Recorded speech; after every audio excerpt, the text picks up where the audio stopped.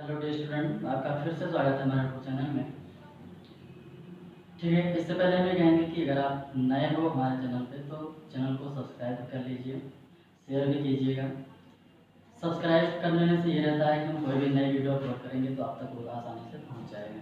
ठीक है, तो कल तक जो हमने देखा था लोड का डिटर्मिनेशन किया था, कैसे हम लोड निकालेंगे, कुछ न्यूमेरिकल भी देखे थे। स्टील को हम कैसे ज्ञात करते हैं वो भी हमने दिखा दिया था। ठीक है, उसके बाद स्ट्रेसेस को कैसे निकालते हैं वो भी हमने दिखा दिया था। कुछ बच्चों का क्वेश्चन है, 2 क्वेश्चन है मात्र, उसको हम जो समझा करके फिर आज हम आपको डिजाइन करना सिखाएंगे। ठीक है, तो क्वेश्चन बच्चों का ये था कि मान लीजिए अगर कोई 3 क्यूब है, मतलब कंक्रीट का है, सिटी का है, कंक्रीट का हमने 3 क्यूब बनाया। ठीक है, 3 क्यूब ठीक है बनाया गया, और उसकी जो इंडिविजुअल स्ट्रेंथ का वेरिएशन होगा वो कितना होता है। ठीक है, 1 2 3 क्यूब बना है, 3 क्यूब बना है, और इस क्यूब का इंडिविजुअल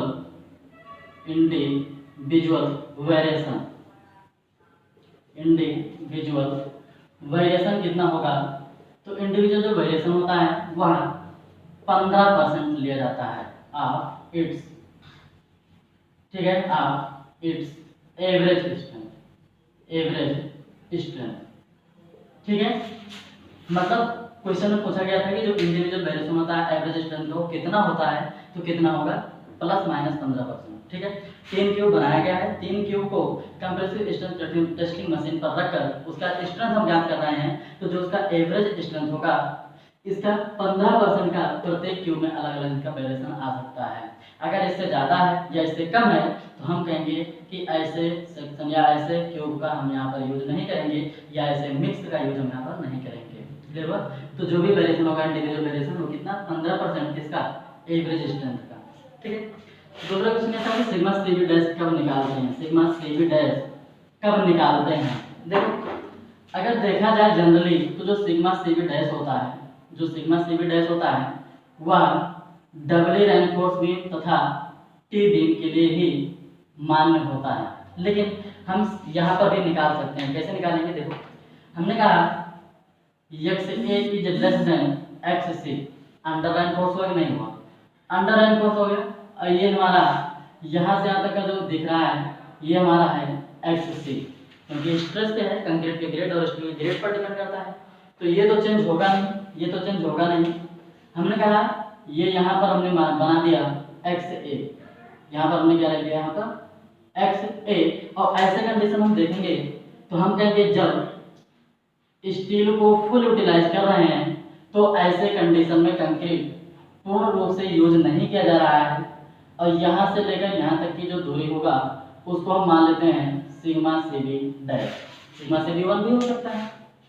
ठीक है, और ये जो पूरा स्ट्रेस है यहाँ से लेकर यहाँ तक, ये जो पूरा स्ट्रेस है उसको हम कहेंगे क्या, सिग्मा सीवी। अब देखो आप पीछे पढ़े होंगे अंडर रेनफोर्स में कि स्टील को तो हम फुल यूटिलाइज कर सकते हैं, लेकिन कंक्रीट आपका फुल यूटिलाइज नहीं होता है। तो कंक्रीट एक्चुअल में कितना यूटिलाइज हो रहा है उस सिग्मा सीवी डैश हम निकाल सकते हैं। और कैसे निकालेंगे, तो हम कहेंगे ये पूरा त्रिभुज यहाँ पर ले लीजिए, समुद्र त्रिभुज बन रहा है, अर्थात sigma CV upon X C is equal to sigma CV dash upon X A, और यहाँ से सिग्मा सीवी डैश का मान निकाल सकते हैं। क्लियर हुआ? तो ये कब निकाला जाता है, जब सेक्शन आपका अंडर रेनफोर्स हो या सेक्शन ओवर रेनफोर्स हो। ओवर रेनफोर्स में सिग्मा सीवी डैश ना निकाल करके हम सिग्मा एस टी डैश की बात करते हैं। क्लियर हुआ? मतलब कंक्रीट को लोडेड किया गया अंडर रेनफोर्स में, तो कंक्रीट कितना स्ट्रेस को बियर कर रहा है वो एक्चुअल में पता कैसे चलेगा, तो हम कहेंगे कि परमिसिबल से कम बियर करता है तो कितना कम करता है, तो उस कितना के लिए हम कह रहे हैं क्या कि सिग्मा सीवी डैश यहाँ से आप निकाल लीजिए, हो जाएगा। ठीक है, अब बात यहाँ पर एक छोटा सा क्वेश्चन और है, क्वेश्चन ये है आप लोग उसको समझ रहे हैं, जान रहे हैं, ठीक है, हम सिर्फ पूछ रहे हैं। हम यहाँ पे ये कह रहे हैं कि किसी भी मटेरियल में जो एक्चुअल स्ट्रेस जनरेट होता है, किसी भी मटेरियल में जो एक्चुअल स्ट्रेस जनरेट होता है वह स्ट्रेस वर्किंग स्ट्रेस या परमिसिबल स्ट्रेस से कम होगा कि अधिक होगा। ठीक है, तो भाई जाहिर सी बात है, हमने कहा ये इसकी परमिसिबल स्ट्रेस है, परमिसिबल स्ट्रेस है, ठीक है, इससे अधिक नहीं हो सकता, ठीक है, इससे अधिक नहीं हो सकता, सिग्मा सी, इससे अधिक नहीं हो सकता, ठीक है। फिर हमने कहा कि ये इसका एक्चुअल स्ट्रेस है, सिग्मा ए सी, actual stress, permissible stress.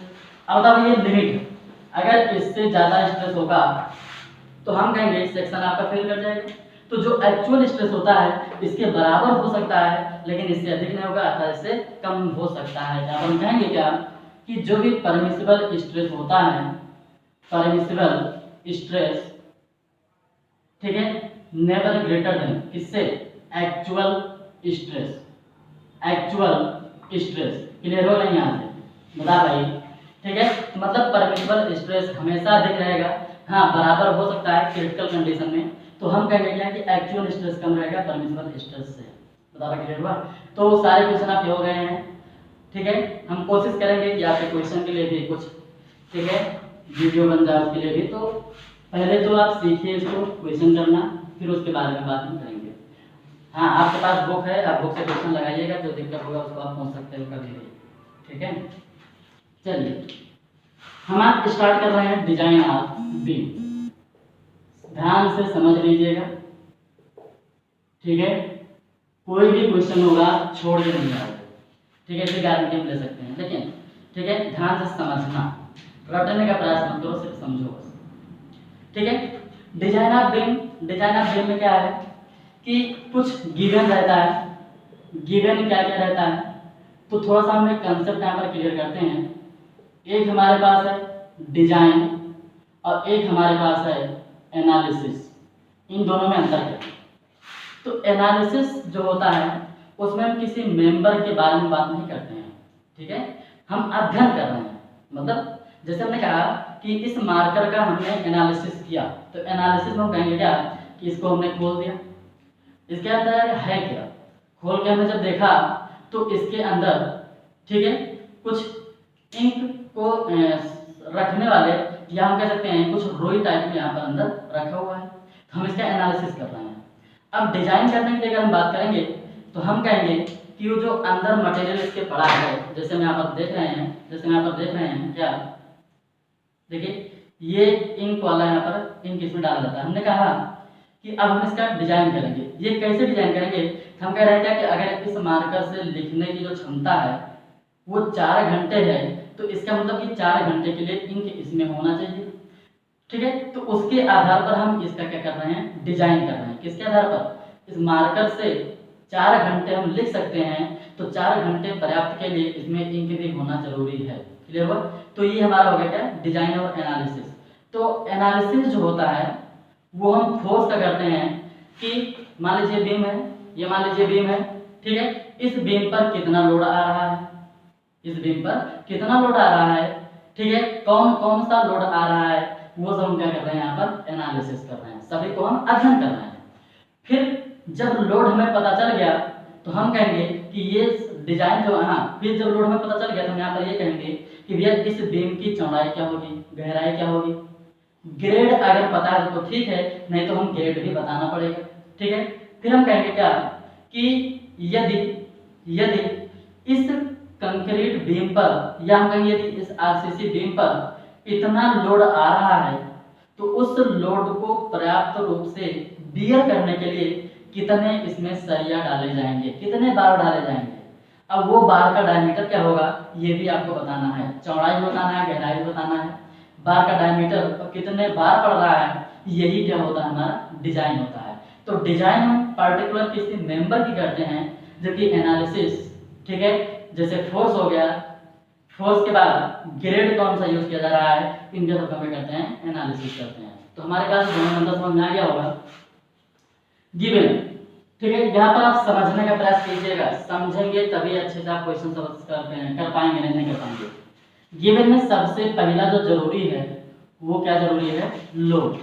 Load में आपका लाइव लोड भी हो सकता है, डेड लोड भी हो सकता है, ठीक है, बेंड लोड भी हो सकता है, किसी भी प्रकार का लोड हो सकता है, वो सभी लोड हमारा क्या हुआ यहाँ पर लिखो।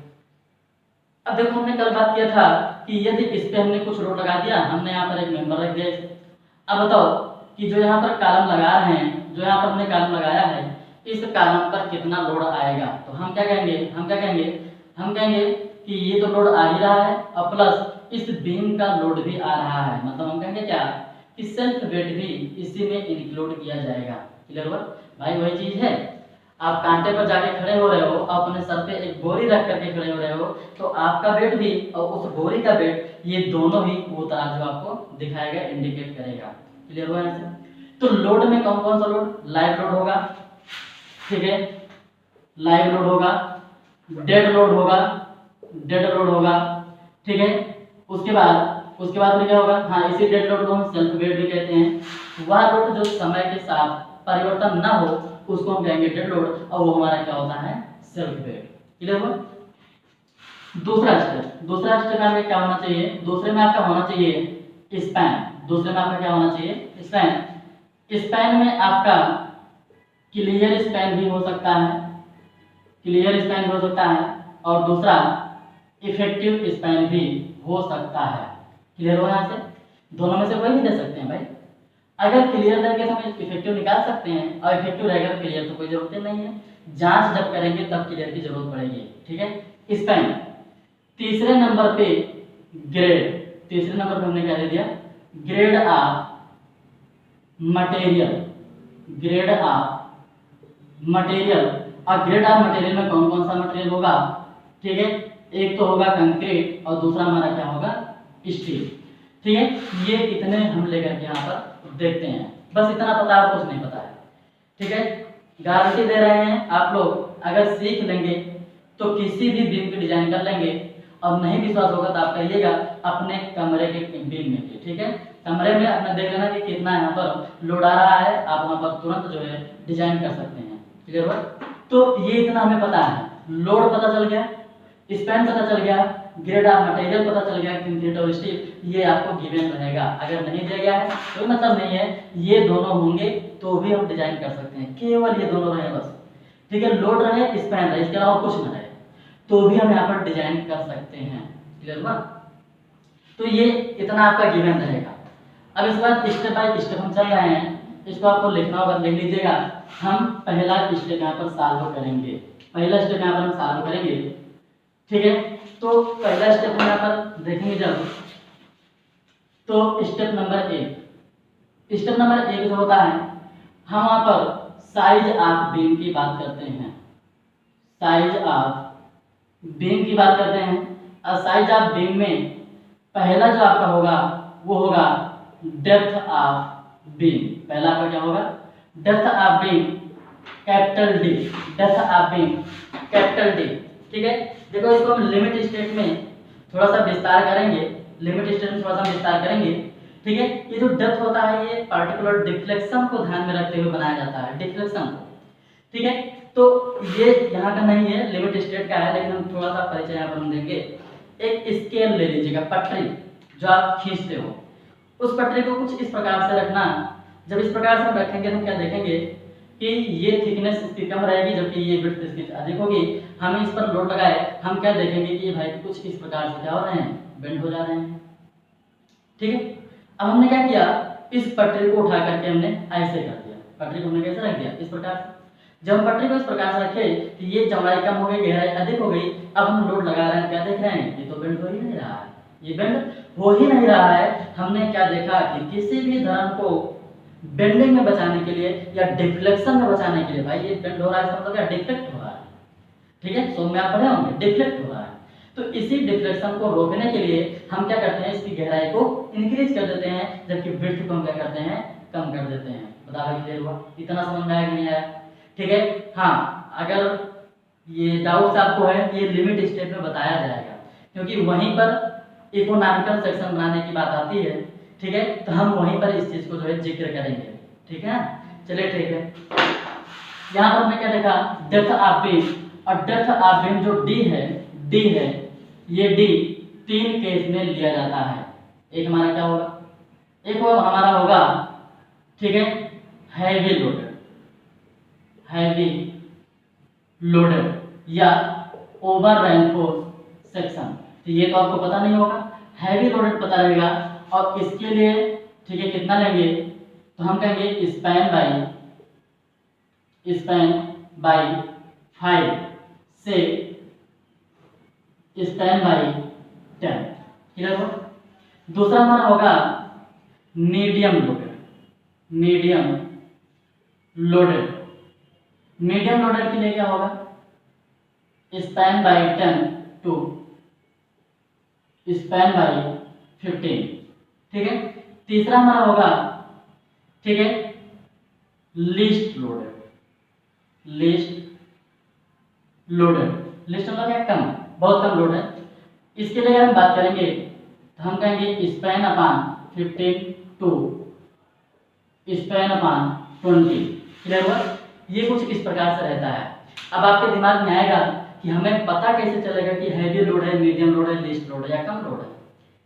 तो इसके लिए क्या होता है? इसके लिए इन्होंने कहा है कि जो डी का मान होता है, डी का, वह सामान्यतः, ठीक है, सामान्यतः स्पैन बाई 8 से स्पैन बाई 10 लिया जाता है।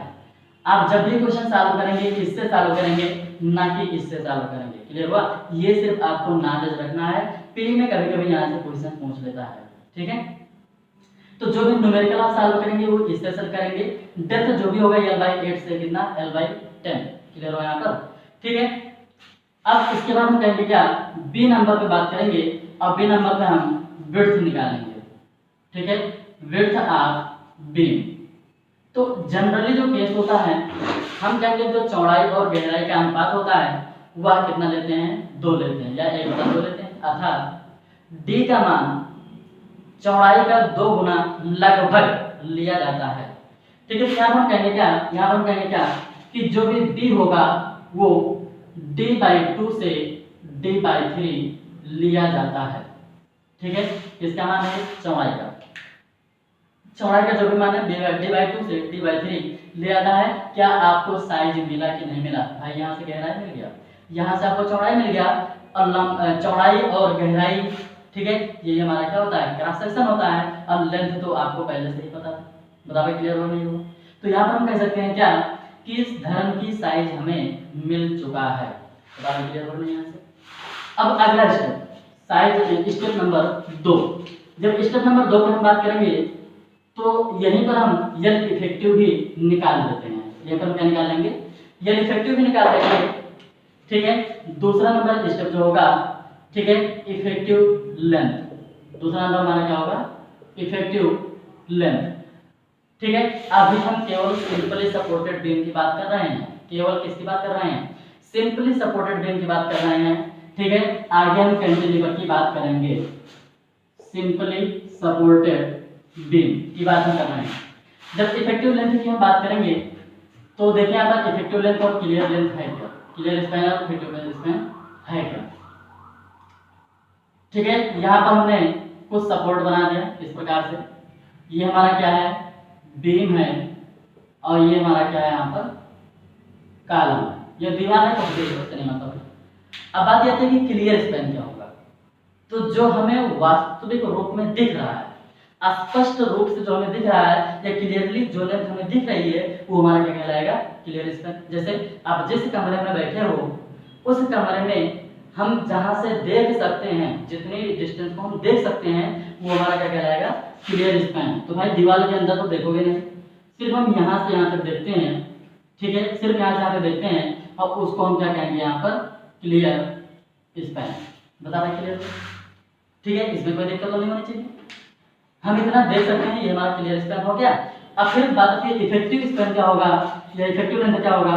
तो इसके सेंटर से इसके सेंटर पे जो बीच की दूरी होगी उसी को हम क्या बोल देते हैं? Effective span. क्लियर हो? इसको हम ए मान लेते हैं, इसको हम बी मान लेते हैं। ए बी दोनों आपस में बराबर भी हो सकते हैं और ए बी आपस में बराबर नहीं भी हो सकते हैं। ठीक है। तो यहाँ पर इफेक्टिव लेंथ हमारा कैसे निकलेगा? कैसे निकलेगा? क्लियर स्पैन को हमने मान लिया कैपिटल एल और इसको हमने मान लिया स्मॉल एल। तो small L is equal to capital L plus A/2, मतलब इसका आधा और इसका आधा, अर्थात A/2 और प्लस B/2। बताओ क्लियर हो नहीं हो? ठीक है। ये हमारा हो गया। फिर अगला क्या होगा? अगला क्या होगा? हाँ, जब ये A does not equal to B और अगर दोनों आपस में बराबर है, मतलब ए भी बराबर है ये भी बराबर है, आधा इधर से आधा इधर से, हमने क्या ले लिया पूरा एक, अर्थात यल इज इक्वल टू यल प्लस, ठीक है, आलंब की चौड़ाई, विड्थ ऑफ सपोर्ट। बता भाई क्लियर हुआ यहाँ से, ये हो गया। ठीक है, अगला हम क्या देख रहे हैं, ठीक है, अगला आईएस कोड 456 के अनुसार, आईएस कोड 456 के अनुसार, ठीक है, इफेक्टिव लेंथ सामान्यतः यल प्लस डी लिया जाता है, यल प्लस डी लिया जाता है। अब इन तीनों में जिसका मान, ठीक है, अधिक होगा वो हम यहाँ पर ले लेते हैं। यही केस जब लिमिट स्टेट में आता था तो वहां पर हम कहते हैं जिसका मान कम है उसको हम लेंगे। क्लियर हुआ? तो ये हमारा क्या है, इफेक्टिव लेंथ निकालने के फार्मूले। ये आईएस कोड से लिया गया है, लेकिन ये हमारा क्या है जो स्पष्ट रूप से हम देखते हैं। बता भाई क्लियर हो गया? ये इतना हो गया। ठीक है, अब इसके बाद स्टेप नंबर 2 हो गया, स्टेप नंबर 3 की हम बात करते हैं। जब स्टेप नंबर 3 की हम बात करेंगे, ठीक है, तो एनालिसिस ऑफ लोड, तो हम क्या करेंगे यहाँ पर, एनालिसिस ऑफ लोड, लोड का एनालिसिस करेंगे। और लोड का एनालिसिस आपका, ठीक है, कई प्रकार से होता है। जैसे हमने कहा कि यहाँ पर जो लोड का एनालिसिस होगा, एक तो आपका आने वाला भार है, सुपर इम्पोज लोड हो सकता है, ठीक है, या आप कह सकते हो लाइव लोड अथवा चल भार। वह भार जो समय के साथ चेंज हो जाए उसको हम क्या बोलेंगे, लाइव लोड कह देते हैं। क्लियर हुआ? तो यहाँ पर हम कह रहे हैं क्या, ठीक है, लाइव लोड के नंबर में हमारा क्या होगा, लाइव लोड, ठीक है, super impose load, super impose load, super impose load, फिर हमारा क्या होगा, डेड लोड। ठीक है, अर्थात जितने भी प्रकार के लोड होंगे सबको यहाँ पर हम जोड़ देते हैं। ठीक है, सबको हम यहाँ पर क्या करेंगे, जोड़ देंगे। और फिर यहाँ पर हम टोटल लोड की कैलकुलेशन कर लेते हैं। ठीक है, टोटल लोड का हमने कैलकुलेशन यहाँ पर कर लिया। ठीक है, जैसे हमारे ऊपर एक छोटी गठरी थी या बड़ी थी, फिर उसके ऊपर और छोटी, फिर उसके ऊपर और छोटी, फिर उसके ऊपर और छोटी। ठीक है, इस प्रकार से लोड हमने क्या किया, अपने सर पे रखा। तो हम कहेंगे कि हमारे खोपड़ी पर कितना भार आ रहा है, तो हम कहेंगे सबको जोड़ो, जितने भी उस पे गठरियां रखी गई हैं सबको ऐड कर दो, उतना टोटल वेट आपके ऊपर आएगा। ठीक है, या तराजू की अगर हम बात करेंगे, हम कहेंगे कि हमारे ऊपर 2 गठरी भी रखी है और हम भी हैं, एक पीठ पर क्या है, छोटा सा बैग भी टंगा है। अब तराजू ने दिखाया कि भैया आपका वेट जो है वो 95 kg है, तो हम कहेंगे ऐसा है कि भैया 40-50 किलो तो हम खुद हैं, वो आप माइनस कर दीजिए, वो हमारा सेल्फ वेट हो गया। अब इसके अलावा जो बचा है वो इस पर आने वाला भार हुआ लाइव लोड या सुपर इम्पोज लोड हो जाएगा। ठीक है, अच्छा इसी में क्या बेंड लोड भी नहीं आ सकता है, बिल्कुल आ सकता है। ठीक है, उसको भी यहीं पर हम क्या कहते हैं, इंक्लूड कर देते हैं। अतः हम कहेंगे क्या कि सभी प्रकार के लोड का एनालिसिस करके हम टोटल लोड यहाँ पर ज्ञात कर लेते हैं। बता भाई क्लियर हो नहीं, यहाँ से हमारे ख्याल से क्लियर हो गया होगा। जब लोड निकल गया अब हम क्या निकालेंगे, अब हम क्या निकालेंगे, तो हम कहेंगे ऐसा है कि अब यहाँ पर निकाल लीजिए बेंडिंग मोमेंट, क्योंकि हमने क्या कहा था, ग्रेड भी आपका पता है कंक्रीट और स्टील का। ठीक है, लेकिन लोड और स्पैन भी आपका पता है। तो हम कहेंगे एक्चुअल में हमें ये देखना है कि जितना लोड इस पे आ रहा है केवल उसी लोड के लिए ही हम डिजाइन करें, फालतू के लिए डिजाइन नहीं करेंगे। क्लियर हुआ? जैसे हमने कहा कि भैया हम यहाँ पर, ठीक है, हम यहाँ पर एक बार लेके आए स्टील बार, और उस बार को हमने ऐसे रख दिया। जब हमने ऐसे रखा तो हम वहाँ पर क्या देख रहे हैं कि जब इस पे हम लोड डाल रहे हैं 10 किलो का, तो ये बेंड कर जा रहा है, जबकि हमें लोड डालना कितना था, 15। ठीक है, तो हम क्या करें, भैया 10 पे फेल कर रहा है, अब चलो लाओ 15 लगा देते हैं। तो वो क्या किया कि गुस्से में गया और तुरंत वहां से 50 किलो लोड सहन करने वाले, ठीक है, बार को उठा लाए। अब बता भाई ये अनइकोनॉमिकल हो रहा है नहीं हो रहा है, हमें डालना कितना है लोड उस पे, केवल 15। और ये जो लाइन है वो 50 का स्ट्रेंथ दिया कर सकता है, सुरक्षित तो बहुत रहेगा लेकिन अनइकोनॉमिकल हो जाएगा। तो ऐसे केस में क्या कहेंगे कि भैया जितना लोड आ रहा है केवल उसी लोड के लिए ही हम सेक्शन का डिजाइन करेंगे। क्लियर हो नहीं यहाँ से? ठीक है, तो हम यहाँ पर बात करेंगे बेंडिंग मोमेंट की। हम यहाँ पर किसकी बात करेंगे, बेंडिंग मोमेंट की। जो भी स्टेप होगा अपना बढ़ा लीजिएगा। ठीक है, जो भी स्टेप होगा अपना बढ़ा लीजिएगा। अब बेंडिंग मोमेंट में सिंपली सपोर्टेड बीम का जो बेंडिंग मोमेंट होता है एक होगा हमारा यूटीएल के लिए और ये होगा आपका WL²/8। अब एक होगा हमारा पॉइंट लोड के लिए या कंसंट्रेशन लोड, पॉइंट लोड या कंसंट्रेशन लोड, और इसके लिए जो होगा वो होगा WL/4। बता क्लियर हुआ WL/4। ठीक है, ये हमारा कैपिटल W होता है WL/4।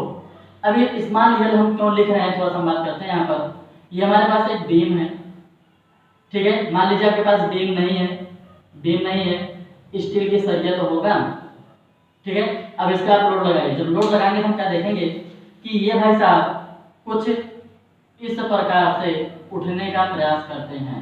ये भाई साहब कैसे उठने का प्रयास करते हैं, ऐसे इस प्रकार से उठने का प्रयास करते हैं, ठीक है। ये कुछ इस प्रकार से ऐसे उठने का प्रयास करते हैं, मतलब ये इसके कुछ ऊपर से जाकर के उठते हैं।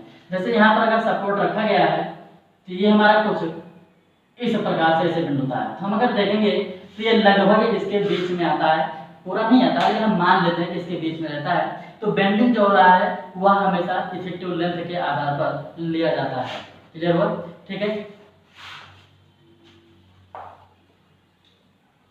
ये बाद हम क्या करेंगे, हम कहेंगे अगले स्टेप में, ठीक है, अगले स्टेप में क्या देखेंगे, हम निकालेंगे यहाँ पर गहराई, हम क्या निकालेंगे डेप्थ। लिखने रहेंगे, क्यों नहीं लिखने, देखो डेप्थ के लिए आपने फार्मूला पढ़ा है, ठीक है, कि हमारा इक्वल टू QBD², QBD²। तो D के लिए हमें कहेंगे क्या, हमें Q का मान जरूरी है, तो टेबल से भी आप उठा के रख सकते हो, और टेबल से, ठीक है, रखना वही सही भी रहेगा। क्लियर हुआ।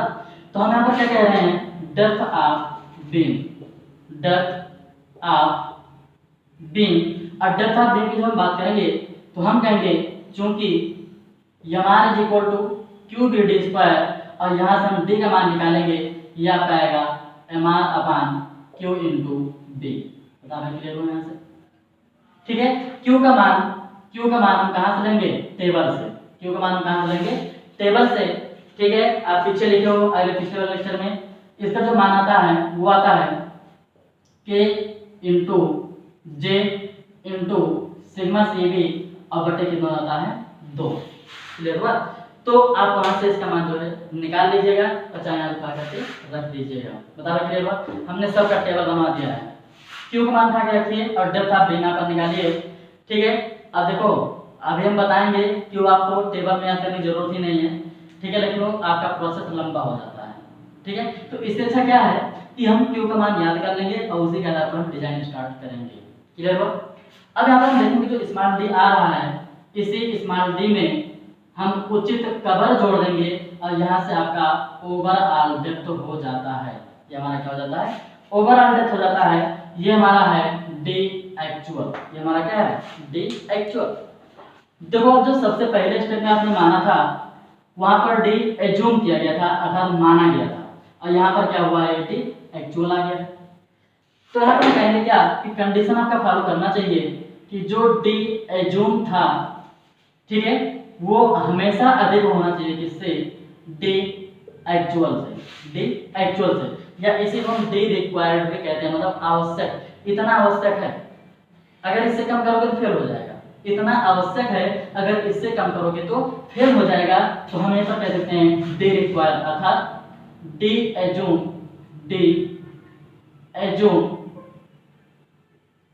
ठीक है, कभी भी कम नहीं होना चाहिए किससे, D रिक्वायर्ड।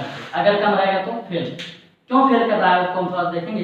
भाई देखो हमने कहा कि जो भी गहराई हमने माना था उसी गहराई के आधार पर हम सेल्फ वेट निकालेंगे। क्यों सेल्फ वेट कैसे निकालोगे भाई, जो हमने माना है उसी के आधार पर हम निकालेंगे सेल्फ वेट, ठीक है। और मान लीजिए सेल्फ वेट आ गया, ठीक है, मान लीजिए सेल्फ वेट जो आया वो आ गया 5 किलो न्यूटन प्रति मीटर। थोड़ी देर के लिए हम मान रहे हैं, लेकिन जब यहाँ पर आपने D देखा तो वो D आपका ज्यादा आ गया, वो D आपका ज्यादा आ गया, या सिंपल भाषा में ऐसे कह लीजिए, यहाँ पर ऐसे कह लीजिए, यहाँ पर आपने D माना था D एज्यूम, और वो जो D एज्यूम था, D एज्यूम जो था वो था हमारा मान लीजिए 500, और यहाँ पर जो D रिक्वायर्ड आया वो आ गया 700। अब बता भाई हमने जो लोड निकाला है वो 500 को मान में लगाया है, जबकि यहाँ पर आ रहा है कितना 700 mm आ रहा है। अब बताओ 200 mm यहाँ पर अधिक थिकनेस आ रही है नहीं आ रही है, इसका मतलब क्या लोड आपका बढ़ गया। और जब लोड बढ़ गया तो हम कहेंगे बीम यहाँ पर क्या हो जाएगा आपका सेफ नहीं रहेगा, अर्थात क्या होगा गलत हो जाएगा। यहाँ पर हम कहेंगे क्या कि मान लीजिए अगर कम है तो हम कहेंगे सेक्शन का रीडिजाइन करना पड़ेगा। क्या करना पड़ेगा रीडिजाइन करना पड़ेगा। क्लियर हुआ, हमारे ख्याल से इतना आपका क्लियर हो गया होगा। ठीक है, डी रिक्वायर का मान कभी भी अधिक नहीं होना चाहिए किससे डी एज्यूम से। अच्छा अगर बात करोगे फेल ना करे तो हम क्वेश्चन करवा देंगे फेल नहीं करेगा, लेकिन मान लीजिए भविष्य में आप कभी से फेल कर गया तब क्या करोगे। तो इससे अच्छा क्या है कि क्वेश्चन को आप सॉल्व कीजिएगा, फेल कर रहा है तो रीडिजाइन कीजिए, अगर फेल नहीं कर रहा है तो हम कहेंगे वही हमारा रफ उठेगा। क्लियर हुआ, तो ये दोनों कंडीशन आपका क्या होना चाहिए सेफ होना चाहिए। ठीक है, डी का मान हमने निकाल लिया, डी का मान हमने निकाल लिया। अब यहाँ पर हम बात करेंगे, ठीक है, गहराई भी पता चल गई, चौड़ाई भी पता चल गई, हमें और क्या चाहिए स्टील की क्वांटिटी चाहिए, कितना स्टील इसमें डालेंगे। भाई हमने सब कुछ बता दिया, फिर हम कहेंगे ये ऐसा है कि इसमें कितना स्टील पड़ेगा ये भी पता चल जाए तो उसके लिए हम कहेंगे क्या, उसके लिए हम कहेंगे क्या, ठीक है, रिक्वायर्ड स्टील अर्थात area of tensile reinforcement, tensile reinforcement. ठीक है, अगर एरिया टेंसाइल रेनफोर्समेंट की अगर हम बात करेंगे तो हम कहेंगे चूंकि हम जानते हैं यमान is equal to S T into sigma S T into Z. ठीक है, अब ग्रेड पता था वहां सिग्मा एस टी हम ले लेंगे और यहाँ से हम ए एस टी का मान निकालेंगे और ये आपका आ जाएगा एम आर या बेंडिंग मोमेंट, ये पूरा बटा हो जाएगा, नीचे लिखेंगे हम सिग्मा एस टी इंटू जे और इंटू में क्या हो जाएगा आपका डी। अब बात आती है यहाँ पर हम कौन सा डी रखेंगे, तो जो एज्यूम किए हो वो मानी गई है, वो कहीं पर भी अप्लाई नहीं होगा, अप्लाई होगा जो आपका एक्चुअल में आया है। क्लियर हुआ, क्योंकि वो माना गया था। जैसे अगर आप कोई भीड़ भंडारा करते हो तो उसमें ये मानते हो भैया 500 लोग आएंगे, मानते कितना हो 500 लोग आएंगे।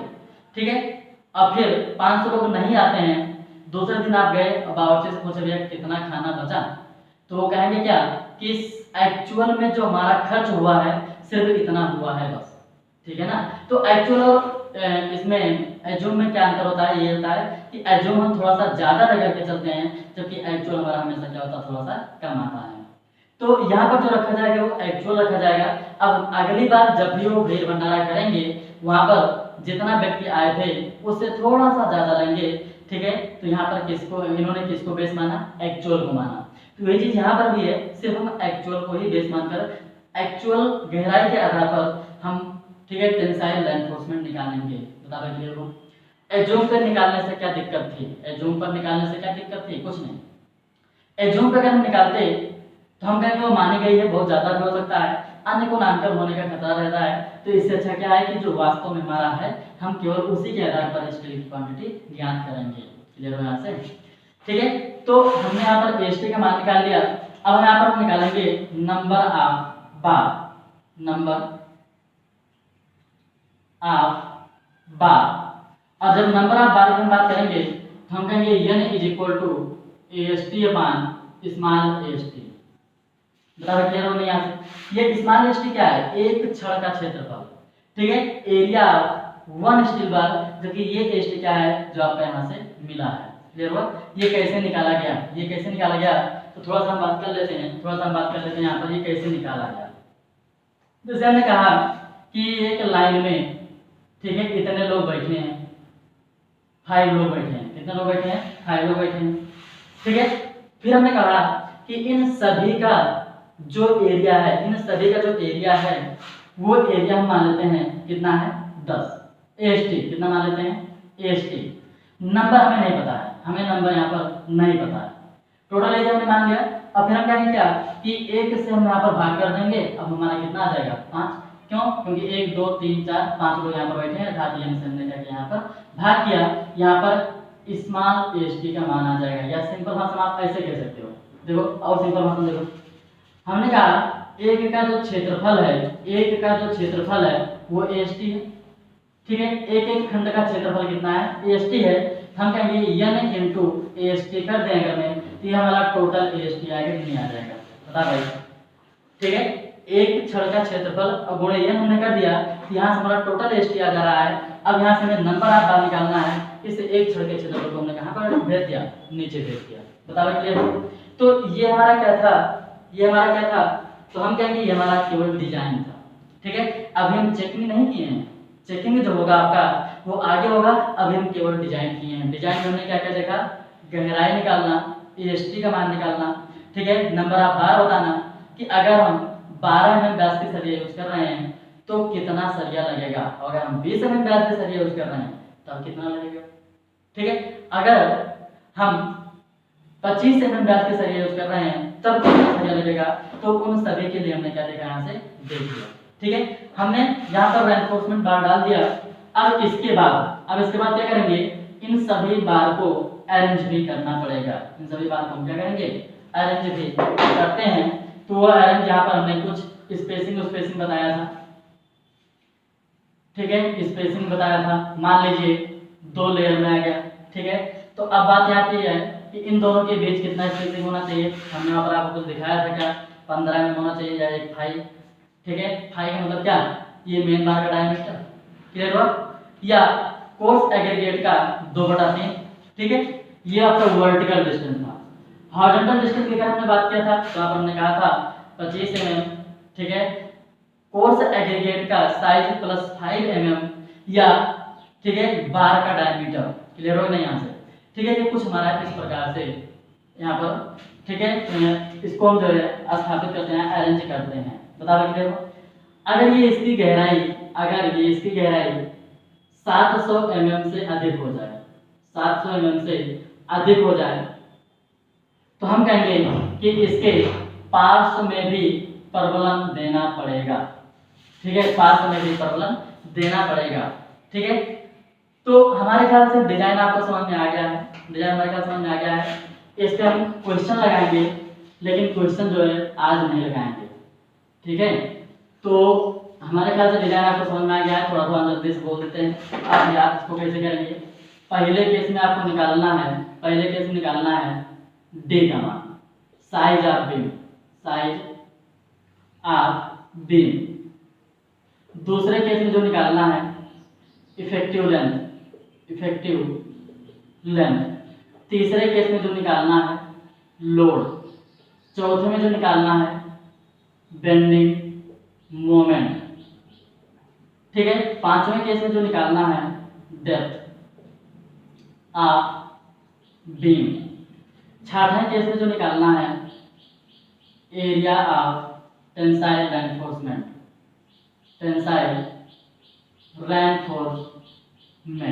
क्लियर हुआ? फिर अगला आपका क्या निकालना है, ठीक है, नंबर ऑफ बार। ठीक है, इतना आपको निकालना है। अब अगर इसका हम फार्मूला अगर लिखते हैं तो साइज ऑफ बीम के लिए डी निकालेंगे। ठीक है, L/8 से L/10, तथा बी हम निकालेंगे D/2 से D/3। इफेक्टिव लेंथ की अगर हम बात करेंगे तो LB = L + A, ठीक है, या L + D। ठीक है, दोनों में से अब तीनों में लिखे हैं ऊपर, वहां से आप ले लीजिएगा। लोड में सभी लोड ऐड किया जाएगा, सभी लोड लिया जाएगा, और सेल्फ वेट जो निकलता है, ठीक है, वो length into width into depth. ठीक है, ये आपका हुआ आयतन, और इनटू डेंसिटी। ठीक है, RCC। क्लियर हुआ? लेंथ लंबाई, चौड़ाई, मोटाई, ये आयतन हो गया, और आयतन को अगर हम घनत्व से गुणा कर देंगे यहाँ से आपका इसका भार आ जाता है। ठीक है, आप बचपन में अपने पढ़े होंगे, ठीक है, डेंसिटी इज इक्वल टू क्या होता है, मास अपॉन वॉल्यूम, और weight is equal to m into G. तो जी को सिविल में क्या करते हैं, इसको छोड़ देते हैं। जी हमारा क्या होता है, इसको हम निग्लेक्ट कर देते हैं, और W का मतलब भार मान के आएगा, m v इंटू हो जाता है। v हमारा क्या हुआ, आयतन, और वो हमने क्या गुणा करा दिया। क्लियर हुआ? फिर हमारा बेंडिंग मोमेंट आता है। बेंडिंग मोमेंट और सिंपली सपोर्टेड बीम के लिए जो बेंडिंग मोमेंट होता है, वो होता है WL/8। डेप्थ ऑफ बीम की अगर हम बात करेंगे तो D इज इक्वल टू यमार अपान Q इंटू B, ठीक है। अब हम AST की बात करेंगे तो AST इज इक्वल टू आपका आएगा यमार upon sigma ST into Z. Number of bar की बात करेंगे तो N इज इक्वल टू आएगा capital AST upon small AST, बता रहे। तो ये आपका रहा क्या, डिजाइन करना, ठीक है। इतना स्टेप है, बस केवल अभी इतना स्टेप देखिए, उसके बाद फिर हम जांच करना भी आपको सिखाएंगे, लेकिन अभी केवल हमारा इतना ही रहेगा, ठीक है। कुछ नोट पॉइंट को आगे बढ़ा लीजिए अपना, कुछ नोट पॉइंट को आगे बढ़ा लीजिए, ठीक है। स्टील कितना होना चाहिए, कितना नहीं होना चाहिए, ये भी हम देख रहे हैं। तो सामान्यतः जो भी स्टील होना चाहिए, ठीक है, मिनिमम स्टील, ठीक है। मिनिमम स्टील जो होता है इसके लिए फार्मूला होता है 0.85 BD/F5, 0.85 BD/F5। तो आप चाहे वहां से निकाल लीजिएगा, ठीक है। AT या AST मिनिमम अगर हम बात करेंगे तो 0.85 BD/F5 अकॉर्डिंग टू IS 456, ठीक है। कितना होना चाहिए तो कहेंगे 0.7% से लेकर 4% तक, ठीक है, होता है। ये आपका मिनिमम स्टील है और ये आपका मैक्सिमम स्टील है, ठीक है। बैलेंस सेक्शन के लिए M20 नहीं M15 और Fe415 Fe250 के लिए आपने निकाला था, तो बैलेंस सेक्शन के लिए कितना आया था, इतना, ठीक है। तो इससे भी निकाल सकते हो, यहाँ से निकाल सकते हो। मिनिमम 0.7 होना चाहिए, जबकि मैक्सिमम 4% होता है, ठीक है। किसका 4% होता है, इस पूरे क्रॉस सेक्शन का, पूरे क्रॉस सेक्शन का, ठीक है। पूरे क्रॉस सेक्शन की हम बात करते हैं, जैसे मान लीजिए ये हमारे पास क्रॉस सेक्शन है हमारा कुछ इस प्रकार से B, और यहाँ पे हमारा क्या है D। यहाँ पर हमने रेनफोर्समेंट अप्लाई किया है, ठीक है, रेनफोर्समेंट अप्लाई किया है, लेकिन कैपिटल D के आधार पर आप सॉल्व करेंगे। डिजाइन आपका जो होगा वो स्मॉल D के आधार पर होता है, जबकि स्टील में जो हम परसेंटेज निकालते हैं कैपिटल D के आधार पर निकालते हैं, अर्थात 0.7 इंटू D और पूरे का बटा क्या हो जाता है 100, क्लियर से। तो इसको जो है आप अपने हिसाब से सॉल्व कर लीजिएगा, जो भी यहाँ पर परसेंटेज रहेगा वो इसका रहेगा, अर्थात 4/100 गुणे B इंटू D, ये आपका मैक्सिमम स्टील होगा।